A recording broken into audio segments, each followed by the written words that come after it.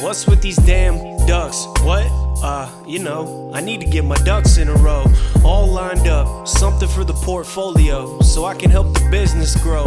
Oh, I see. Well, here, let me show you a finance channel that'll know the answers to your questions and everything you need to level up, to get these damn ducks in a row.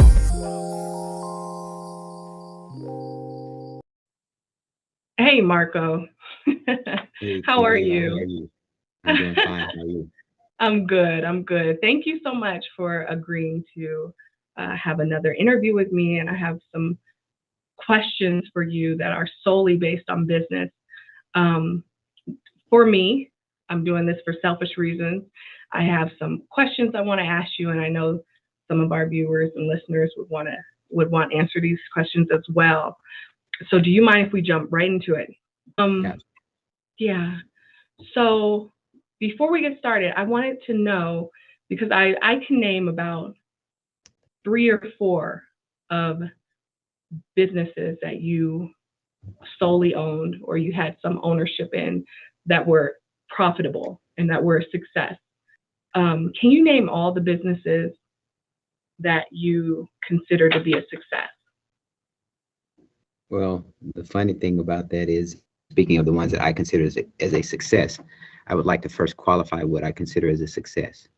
So for me, a business was a success if it either primarily operated in the black, which means that it made some profit, and it also did not work my nerves, as they say. It was something that ran itself with the proper staff that did not cause a high level of stress for me. And primarily it was something that I enjoyed doing. Now, a business can somewhat operate in the red and not be a stressor to me and still qualify as a successful business in some essence or form, but primarily did not cause me an excessive amount of stress. I enjoyed what I was doing, and it primarily operated in the black, not necessarily from the very beginning, but for the most part. So Okay. those businesses, of probably 20 plus businesses I've started, I'd have to go back, and you might find this hilarious or ironic, but it's truthful. I'd have to go back to elementary school, where I realized that I was a natural at business. So the first business I had was a retail business of selling candy to children. So I think I was in 4th grade. So on my walk to school, I'm talking about the olden days when I would walk to school, and I'd stop by the grocery store, and I would spend $1 to buy a 10-pack of Wrigley's gum. It would be the Big Red, a Juicy Fruit, which is in yellow, Spearmint was green. So you buy a 10-pack sleeve that had 5 sticks of gum in them, and for $1. So that made them a dime a piece. Well, I started selling them for 25 cents a piece. So I was turning $1 into $2.50 each day. And then I would double up and buy variety. So I would, start off with the Big Red, and then I go to Juicy Fruit, and then I find out what the customers preferred, what my classmates preferred, which I quickly found out was primarily Juicy Fruit, which was number 1, then Big Red, then Wrigley's third, the Spearmint third. So I learned about customer choice, product differentiation, and basically flipping money, making 250% profit on my money. So that was my first successful business in the 4th grade. Then I started. Can I interrupt? Yeah. Okay. So do you think, I have a similar story where I was always entrepreneurial, always selling something, making little bracelets for other little girls in school and selling those. And I have a similar story. So do you think entrepreneurship and business skills come naturally, or do you think that some of this can be taught? Do you think a business mindset can be taught? Both. I think it, just like many talents in life, many gifts in life, entrepreneurship, in my opinion, is a gift to some It's learned to most. So like how some people are naturally athletic through genetics or through daily activities in their lifestyle. But people who are not naturally athletic can train and become much more physically athletic. I've seen over the years. So I think primarily entrepreneurship is when it becomes older. Um, it tends to be more of a learned process, but it's natural in very, very many people. And I think for me, I was one of those natural entrepreneurs. Now, that can be a gift and a curse at times because you got to learn when to turn off that gift so that you will not overexert your talents or your special gift until you've primarily mastered one project, which I think, one project at a time. Because as an entrepreneur, when you see an opportunity, you may want to automatically try to jump into that opportunity. And the timing may not be right. So there must be some due diligence. So therefore, you must have some discipline on that natural gift at times. Yeah. I don't know, because I know a lot of people who say they want to start their own business or say they want to do these things, and they don't take the necessary steps to do them. And also, I don't think our school systems foster like the entrepreneurial spirit. I think people get so used to, here's your class schedule. Be here at this time, be there at this time, then you go to this, where things are so laid out for them. It's hard for people to figure out on their own what's the next best logical step. When from birth through high school into college, at work, you have a job description, and everything is just very much so laid out for you. Here's where you need to be. Here's your lunch breaks. Here's who you report to. I think it's hard for people to think. And I think that it's hard to teach somebody to think and to figure out the next best step. Would you agree with that? Yeah, I think one of the things I hear a lot of people say, yeah, I want to start my own business. I've heard that numerous times from people that I would consider as not business-minded people, because I think many people misunderstand what being a business owner means. The misperception is if you own your own business, you can work when you want, you can take off when you want. But depending on what type of business you own, the majority of the businesses I own, I tend to work more than when I worked for someone, and my hours were longer. And sometimes the business never turned off, meaning if the doors are closed, if it was a brick and mortar, I still had work on the back end to do, when the doors were closed, per se. So I think the idea of owning your own business is larger than the reality of owning your own business, because I've heard it so many times, particularly in common businesses that fail, such as restaurants and retail, boutique retail outlets and things of that nature, where people think it's very simple to do. And hearing people that want to develop their own products, that have an idea of a product, what they think is a great product that they would love, the masses would love or enjoy, so to speak. But I think it's the idea of owning a business is very popular. Okay. Yeah. Because it sounds cool. It sounds neat. It sounds as if you are independent, but they don't understand a great burden can come with owning your own business. A lot more responsibility for certain, depending on the type of business. I can definitely relate to that. So I have a rental property, and I felt like having a rental property was going to be so sexy and so cool. And I could tell people like, I got a rental property, and oh, I got to manage my rental property. Oh, let me go check on my, it's a headache. And I'm thinking about selling the house. It's all because I didn't know the reality of being a landlord and how much problems it is, and renovations and upkeep and all this other stuff. But no, in my head, I fully thought that like being a landlord was going to be Right. sexy, but I guess And it sounds cool. I realize in my 20s and in my 30s, going to social events and networking, saying that you're an entrepreneur and own a business, it sounds cool. It's the hip thing to do, but, now it's like water off a duck's back for me when I hear people say that, and I'll allow them to elaborate. But, the coolness of it's very chic, it's always been very chic as in my youthful years, but, but it's the term of owning your own business is so broad. So, most independent business owners, they are the business, right? So if you have a successful business, if the business can run itself without you interjecting more than on a daily basis, or at least, if you can step away from it and it can be a living, breathing entity on its own without you there putting into it on a daily basis, that's where one should want to be with their business.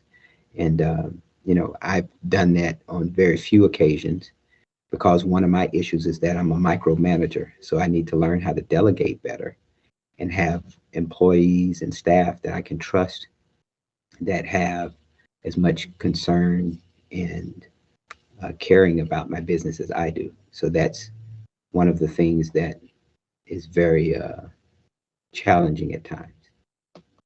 Yeah, and I can relate to you saying that business is so broad. I had a candidate for a position that I wanted to hire, and on his resume, it was talking about how much of an entrepreneur he was, and this and that. And when in the interview, I was like, "Well, what's some of the entrepreneurial things that you've done?"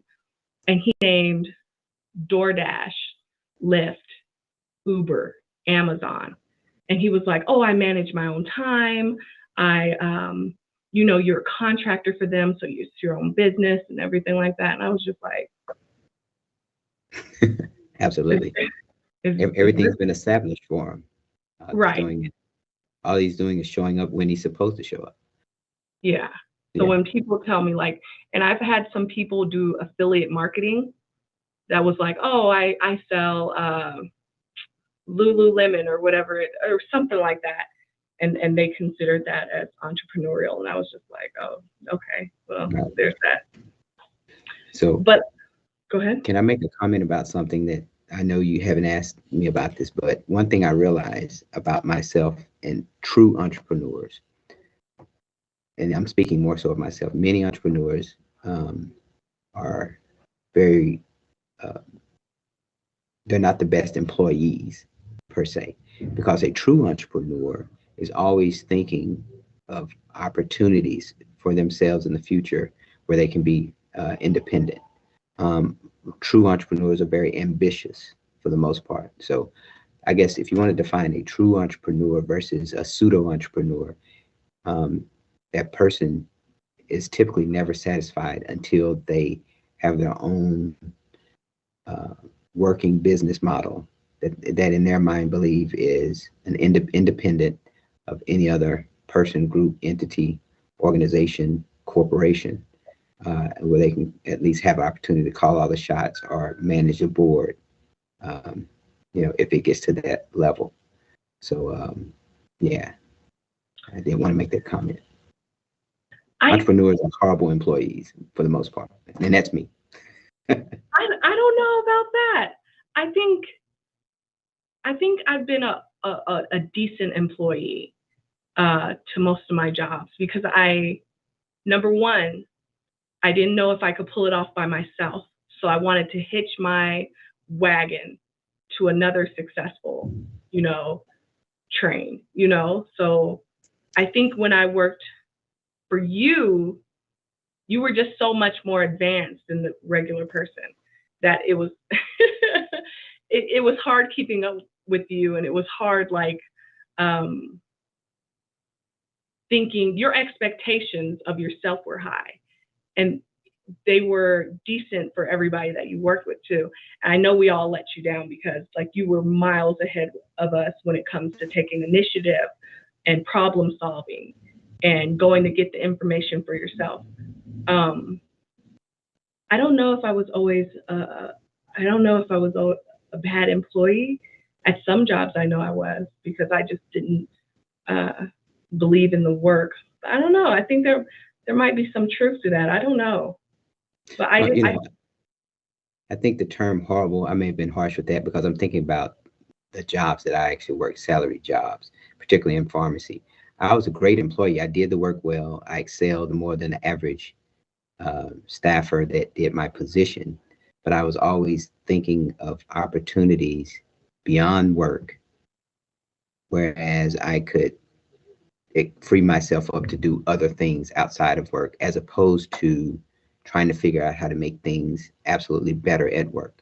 Particularly now, when I would try to make improvements at work to management, and if I felt that management, it was falling on deaf ears because management was not willing to put forth the effort to improve the environment, then I lost all interest in the job. So at that point in time, I started believing that I was more dedicated to the job than my superiors, than my bosses were, supervisors, and so on and so forth. So at that point in time, I started thinking beyond or outside of the job for myself and my own personal gain. So I guess I'm typically the type that's always looking to move up in rank when there are positions that are greater and higher. But in the job market, typically most employers want somebody that's going to be dedicated and staying at that particular position and perfecting that position, and being dependable there.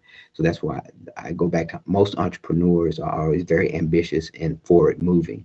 So I retract my statement about all entrepreneurs being horrific employees. But they have to find the right type of employment that will cater to their level of ambition as an entrepreneur.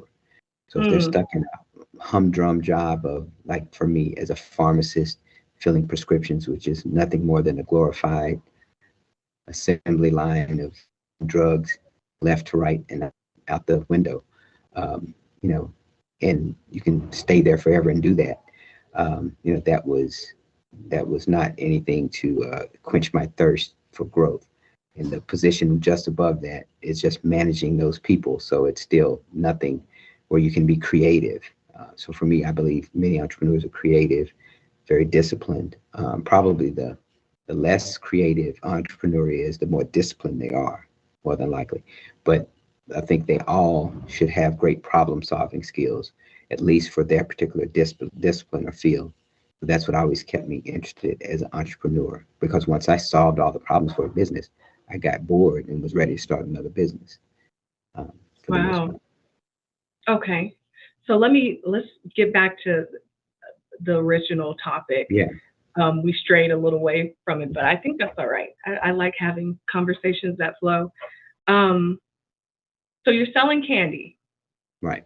So can we skip ahead to your first profitable business that required an LLC, that required taxes, that required adult legitimacy? Okay. Gotcha. So skipping through childhood, getting into adulthood, and filing taxes. My first business that I did was a snowball stand. 2 snowball stands. I did a chain snowball stand. I did a standalone snowball stand. And I remember I live in the deep South, so it stays hot. It gets hot early in the year and it stays hot late into the year. So snowball stand season went from mid-April till October. And then simultaneously, around this same time, I also opened up income tax office, which is also a seasonal business. So I did all of this while working full time as a pharmacist. So those 2 businesses I did within the same period of a year. So the income tax business went from January to mid-April. And then as soon as that closed, I went to snowball stands from April to October. I had a standalone office for income taxes in my hometown, small hometown where I'm from. And then I had a mobile office as well, where I could go to people for their taxes. and where I just take my laptop with me. And then regarding snowball stands, I had a mall location inside of a mall kiosk, where I did a strategic alliance with another small business to make it very proficient. That I primarily had open, learned to keep open from weekends, Thursday through Sundays. And then, and I had another snowball stand, two other snowball stands, one on a very busy corner in the metropolis area, and then one inside of a gas station in my hometown on the main highway. So where we carved out a window, took a window drive through station for snowballs. So I did How those old all were you? simultaneously within. Yeah. I was probably in my late 20s when I did these type businesses that were my LLCs per se. Okay. Did these both meet your criteria of being in the black, and they were both enjoyable? Yes, for that time period. Income tax business was highly profitable at the time. I was very creative with my income tax strategy. I only dealt with certain types of clientele that I knew would yield me a high profit. But I also would, with my clientele, they love to spend their money as soon as they receive their money. So I would also partner with car dealerships, and I would buy products for persons that had children. I remember one particular year would buy the electric scooters, which were very popular at the time. It came from China. And I would purchase electric scooters for $100 and resell them for $300 to my clients who was itching to spend their $2,000 to $6,000 income tax refund checks. So I was like, if they're going to blow their money, they can blow it with me. And I'd suggest that they buy a scooter for their children, or some other, or a new car, or a good used car. And I would have partnerships. So with various dealerships, up to the point where I eventually had my own used car dealership some years later, so that I could then, I love having synergistic relationships with businesses. That's one of my niches in small business. I can have synergies. So how long did there I had. Go ahead. Sure. So I think you're asking a question about success, for those. So for the income tax business, the startup was low. Costs were low. Profitability was high, and it was all about relationship building. And because I was an honest person that had a good name within the community, people knew that I would disclose how much money they were going to receive, and I took the time to explain everything thoroughly with the clients, as compared to a chain entity such as H&R Block or TurboTax. Well, they didn't exist at the time, but some of the others that were Jackson Hewitt, I believe, were out back then. So I was much more personable as opposed to just a number. And I would sit down with them, particularly if I came to their home, for people that were very secretive. How long were both these businesses open? I didn't know anything about this, Marco. I don't even know you. Yeah. I think, that was before we met. So how long were these businesses open? Yeah, actually, these businesses opened, I think I was 24, 25. I had I did the tax business for like 5 or 6 consecutive years. Mm-hmm. Snowball business I did for like 3 consecutive years. I got into the snowball business because I had a young daughter that every time we'd see a snowball stand in the summer, she'd want to stop there. And I realized I was spending an excessive amount of money on snowballs. And then I realized, I had a conversation and realized what I was spending $3 and $4 on only cost about 15 cents.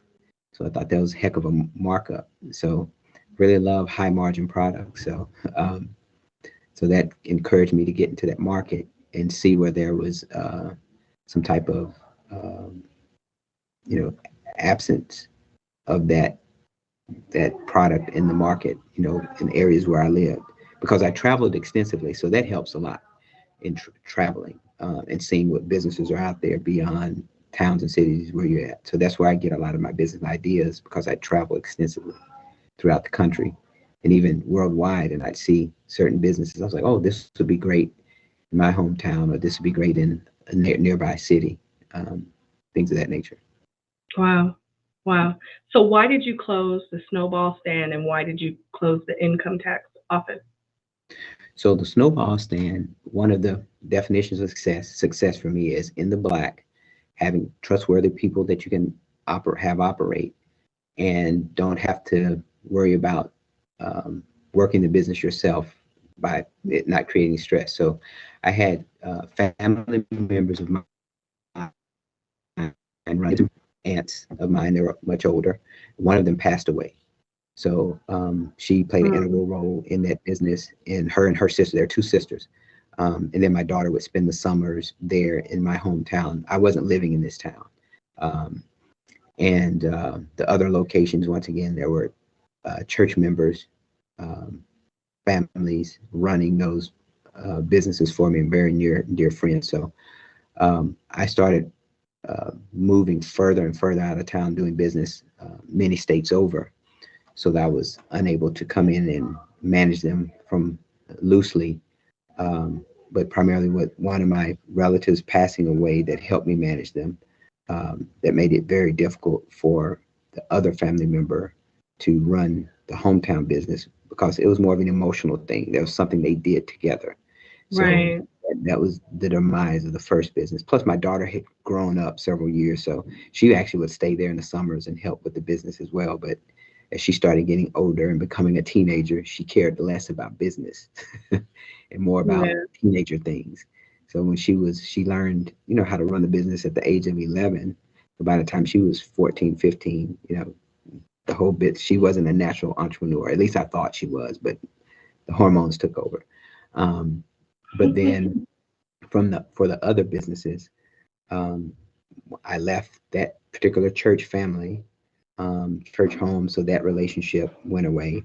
And then once again, the friends of mine that were running the mall business, that and the mall industry started suffering as well. So there are some things within the economy that started affecting this snowball.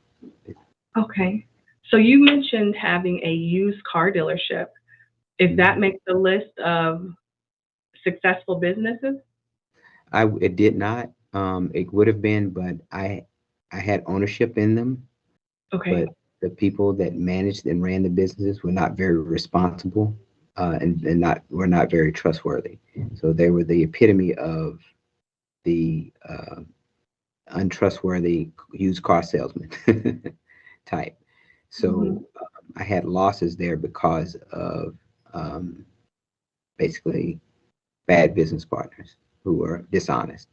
But the business was profitable, but I just didn't see very much of the profits because of persons trying to cook the books and so on and so forth. But that was a very synergistic relationship, intertwined with the income tax business. So we saw higher gains from January through April than the remainder of the year. Okay. What are some of the other successful businesses? Real quick, go down a list. Well, actually, like I said, I've done probably 20, 30 businesses, but once I look at successful, I'll jump immediately into when I started How I Met You, my product, Lean Slow Motion Potion, a relaxation beverage, which I was hustling and selling for a couple of years in graduate school before I actually took the product commercial. So creating that functional drink, that carbonated beverage, which was initially an S Corp, that ultimately I turned into a publicly traded company, without the full intent of doing that initially. That was one of my largest enterprises that I've had, where it did millions of dollars of sales within 1 year. And I actually came back before that. So I got involved with another company. I already had the idea for my beverage, but I got involved with another company's beverage that had a relaxation beverage similar, but they had a very poor marketing and distribution strategy. So I already, not only did I, using my background in pharmacy, know how to develop products, but using my entrepreneurial skill set, I knew the consumer for this type product many years before, while I was in business school. And I know you talked earlier about how in the education system, they failed to teach entrepreneurship in the lower stages of education, particularly in secondary and elementary school and things of that nature. Mhm. There's very little is done in post-secondary education. I even went through an entire MBA without learning anything about starting a business or owning a business. So, Wow. I started a company called Unique Beverage Group, UBG, Unique Beverage Group, in 2006, where I took a product, a relaxation beverage of another company's, and I became a distributor of their product.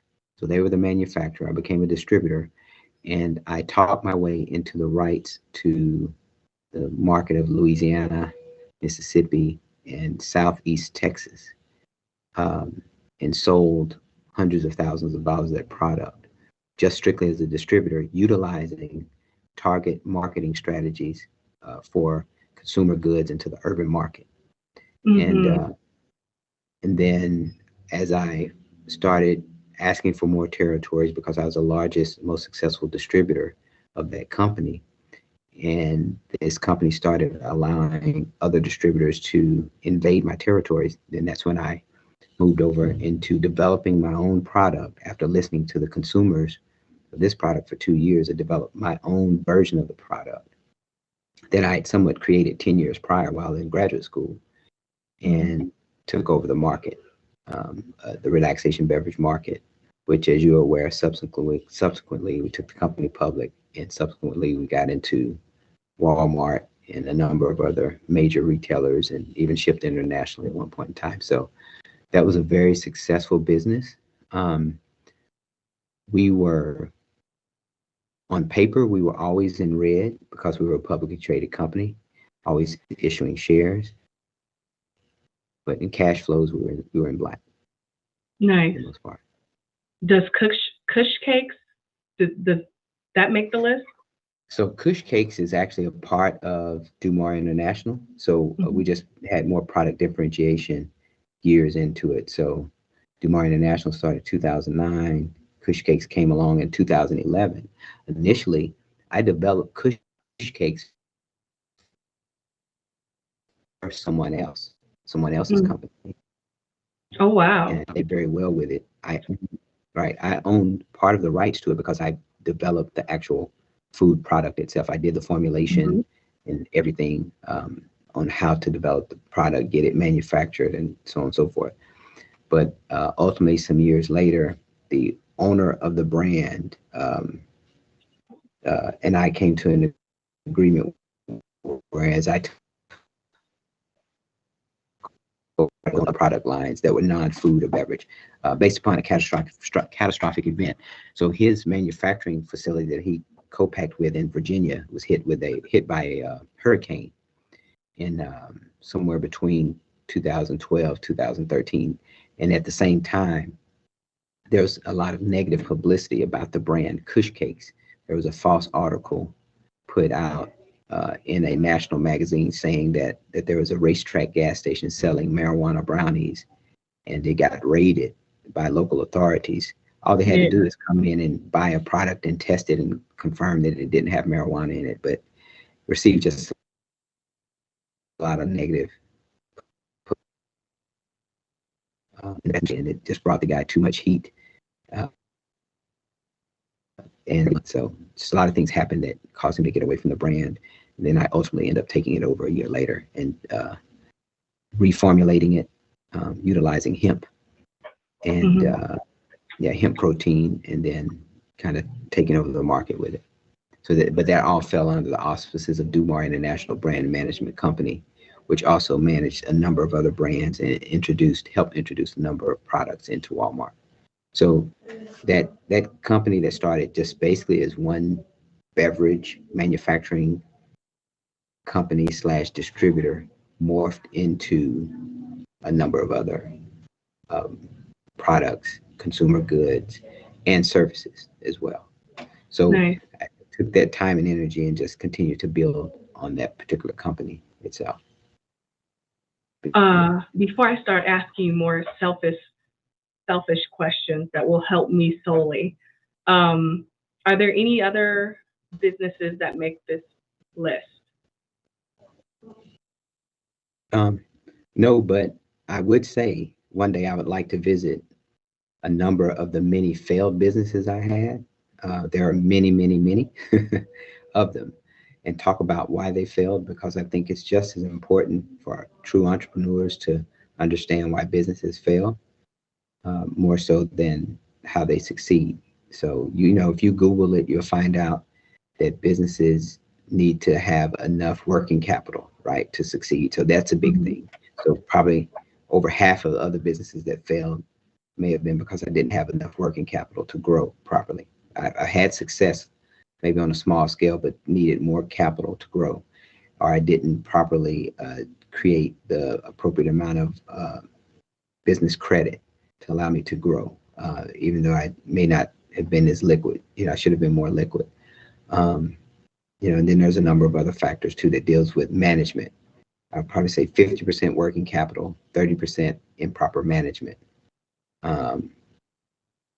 And then the last 20% will probably be because just poor planning altogether, moving too fast, putting the cart before the horse. Because I would, buy certain things for the business before we even got to that level, or expend money on improperly, and just have things out of line and not in the proper order. And that could really harm a business. So just get too excited to start a business and not properly plan, fail to plan. Okay. So under improper management, would employees and staff or bad hires fall under that? Yes. So I failed to go by the moniker of fire fast, hire slow. So that is so true. And I've learned that. So once you see an issue or problem with someone and you decide to give them a second chance and they continue with that same repeat behavior, then they really need to go. And if you try to hold them around, particularly for personal reasons or, reasons that don't make good business sense, all it does is drag the entire business down. Yeah. So, I've made that mistake a number of times, hoping or wishing that their actions would change, but they keep showing me. They'll say one thing and do another, and I would have to, unfortunately, part with them, or else it's just bringing the entire business down. It's a waste of good revenue, and money spent. So, yeah. Mm-hmm. But your biggest problem was not having enough money, not having enough business credit and things like that. To grow the business. Give me an example of a business that ran out of money. One would be Willie's Duck Diner. Okay. So on the popular TV show Duck Dynasty, there was a diner on there that was known to have been owned by Willie Robertson, but I actually was the owner of the restaurant. So the restaurant business is probably one of the businesses that the most failed businesses in America, because it's not necessarily the quality of the food in restaurants. Because the more successful restaurants, particularly fast food restaurants, don't have high quality food. They just have great business models that actually work. So at our restaurant, particularly, we had great food, but the business model was not the greatest. And I thought that I could fund that business with a finite amount of money because it generated a high amount of revenues weekly and monthly. But at the same time, I failed to take in consideration the significant amount of employment taxes from the Department of Labor for the state and federal that we had to match. So that's probably one of the largest mistakes that entrepreneurs make when they have businesses that require a significant number of employees. We always had 40 or more employees, and there was a high turnover rate in the unskilled labor market of the restaurant business. So we have a business with a lot of unskilled labor. They come and go with training, a lot of money in unemployment taxes and so on and so forth. So I wasn't prepared for that. I was just thinking, okay, I'll take $250,000, start this business venture. I got a good lease. We're going to be bringing in, $20,000, $40,000, $50,000 a week or whatever. So yeah, that'll cover all the bills and we're good. We're golden. But there are some things I failed to plan for that we needed extra income for. And then when you have situations such as, things breaking down, there's a plethora of problems that came about that could have just been fixed by more money, having more money. Wow. Okay. Do you think there's a difference? Because I've never had a product. I've only had service-based businesses. But you've had both. Do you think there's a difference between having a service and a product, offering services and offering products? Do you think one might be more profitable, one might be easier? What's your outcome on which one do you prefer? I think service-based businesses typically are less expensive unless they require specialists. So I've owned healthcare services, such as I've owned clinics, I've owned med spas, things of that nature. So the services for healthcare are very expensive, of course, because you have to have hire medical professionals, doctors, nurses, things of that nature. Mm-hmm. So that was, of course, I lost a ton of money in that business due to poor planning, primarily, and just a few bad hires, and just not having the time to, or not necessarily marketing it, hitting the ground running, spending the money to market that particular business. So for me, I prefer service-based businesses because it's less expensive typically to start, depending on what the service is. And you can just focus on marketing and providing great service. But the good thing about product-based businesses is that you can make one large sale, go to bed at night, and you're continuously making money overnight as people are purchasing your product. So you typically don't have to be present to make money. At one point in time, I used to calculate how much money I was making in my sleep at night by having my beverages being sold into Walmart and major retailers, and people were buying them around the clock, and I just wait for a reorder.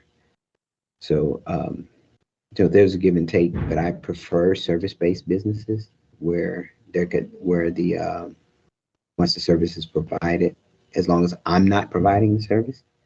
And if you have hired service providers, you just make sure there's enough income, passive income in there for you as an owner, an entrepreneur, and that the amount of money that your staff that's providing the service is making is sufficient enough to keep them happy and at the job. So that's kind of how the med spa model works, which is similar sometimes to the barbershop model where you rent out a chair. You're basically leasing a space, but you can have some staff as to where they receive a commission per service that they provide. But there's a number of ways to deal with that. Service, I prefer the service industry, but products are great if you have the right product. Right. Okay. All right. So let's get to some of my more personal, me-centered questions, if you don't mind.